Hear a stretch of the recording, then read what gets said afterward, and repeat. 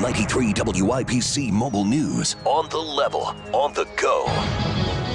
A lukewarm response. With your Alexa Flash Briefing, I'm Kurt Darling. Democratic candidate for governor Dr. Woody Myers on Governor Holcomb's response to the coronavirus pandemic. He's handled it tepidly. Tepidly means that he hasn't tried to rile up the traditional Republican base. On the other hand, he hasn't done all what we should do. Myers says his Republican opponent should have pushed harder for more testing and stricter social distancing measures.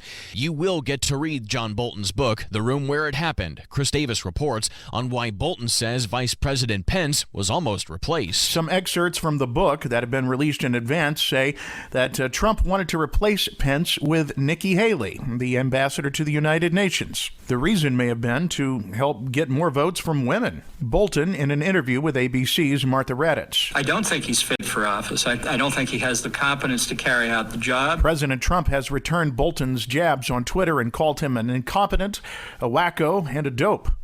Chris Davis, 93 WIBC Mobile News. NASCAR is investigating after a noose turned up in the garage of Bubba Wallace Sunday at Talladega Superspeedway in Alabama. Wallace is NASCAR's only black driver and says he's incredibly saddened, and it serves as a reminder of how much further we have to go in society. NASCAR saying they are outraged and describe the gesture as heinous.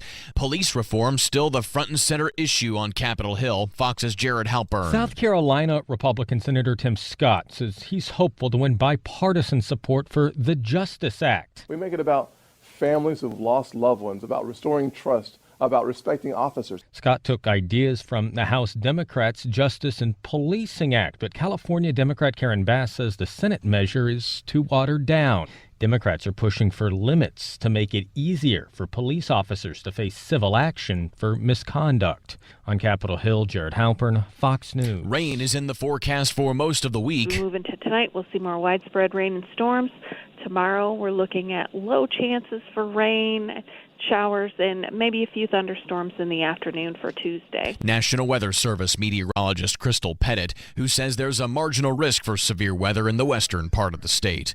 The town of Andrews in Huntington County is suing Raytheon because of chemicals discovered in the town's water supply. Town leaders have asked residents not to use the town's water because of vinyl chloride found in the water. The lawsuit accuses Raytheon of dumping the chemicals and contaminating groundwater near the town, and that the company knew about the contamination as far back as 1994. It's about more than just baseball's return this year, says Cincinnati Reds catcher and Brownsburg native Tucker Barnhart. As much as it sucks to negotiate money during this time, we have to kind of play the long game. He says both sides are worried the other side will use whatever is negotiated now. He says both sides, the players and the owners, are worried the other side will use whatever is negotiated now to return from a coronavirus shutdown in talks over the next collective bargaining agreement at the end of next season. Barnhart says the players will not budge from their principles. WIBC's flash briefings are updated throughout the day, so you can always check for the latest local news. You can also rejoin us in the car at 93.1 FM to stay on top of the latest traffic alerts, weather, and news. I'm Kurt Darling, on the level, on the go, and on Twitter at 93 WIBC and WIBC.com.